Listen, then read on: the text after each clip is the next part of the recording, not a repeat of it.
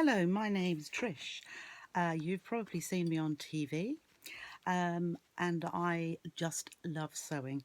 I can't help myself. Every day I have to sew, and I've had a lot of requests for the little tissue holders, which I love making. Any spare moment, they're quick and simple to make, and I just jump in. I find some fabric. I have quite a bit, but it's going down, so I'll probably need to buy some more.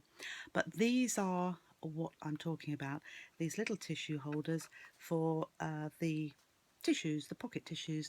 Just makes it a little bit nicer to have in your handbag when you've got a nice fabric covering for them. So I thought today I'll just jump in there and show you how to make them. So I've got two contrasting pieces of fabric. They are both 5.5 inches wide.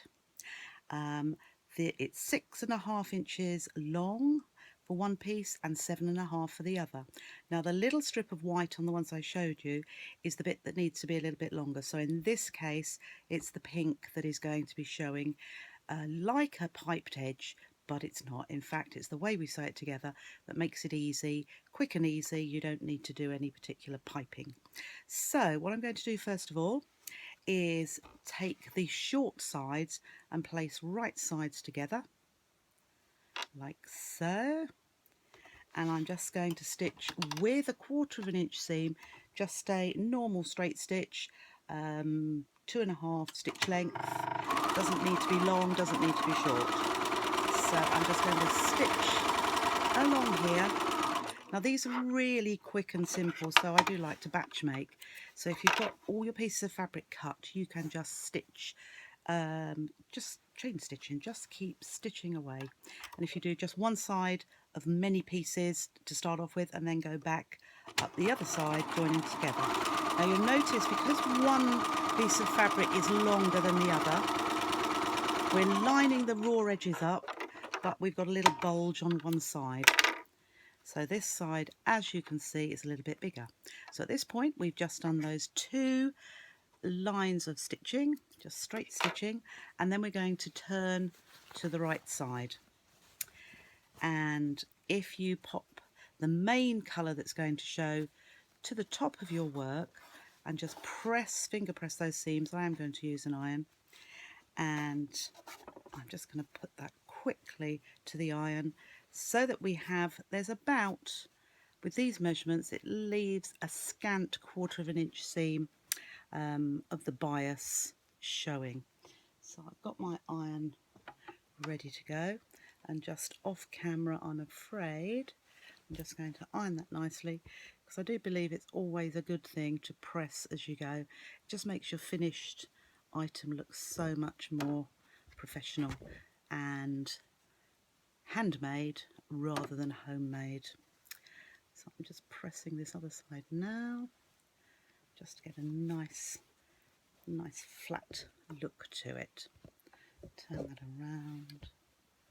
Pressed a bit of a crease in there, so let's just get that out. Okay, so here is my piece now. As you can see, we've got two nice edges. So the longer piece, which is going to be the inner, actually gives us that piped edge down the middle. So at this point, I just fold it in half. So I'm folding the right sides together, and I am just going to pinch that together to find the center of that seam. And then I'm going to open it up, and where that little crease is, I'm going to fold over one part to the middle. So I've got a folded edge to the middle. Then I'm going to put that back under the machine with 1/4 inch again, and I do like to reverse here just for a little bit of strength. As I'm nearing the middle, I'm going to fold the other piece up towards it, and I'm going to carry on over there. Where those two folded edges meet, I'm going to reverse as well, just to give a little bit of strength. So down to the bottom and back again, reverse and off, and just clip that.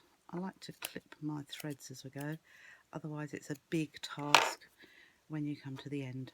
Then with the other side, do exactly the same. Put the folds together, pinch in the centre. I've got a nice crease, which I'm then going to place that fold to, pop it under the machine again, reverse off, down nearly to the middle, and then I can lay my next side down.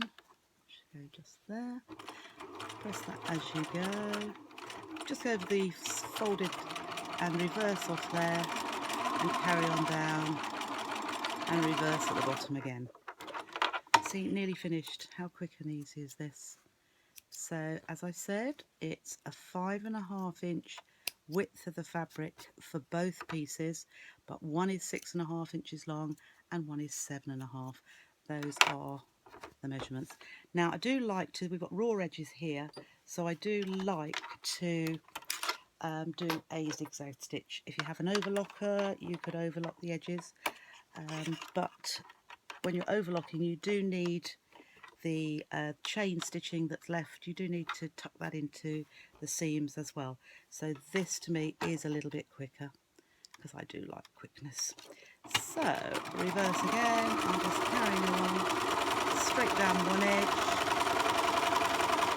to the end, raise the presser foot, clip, and then over to the other side and back down again here.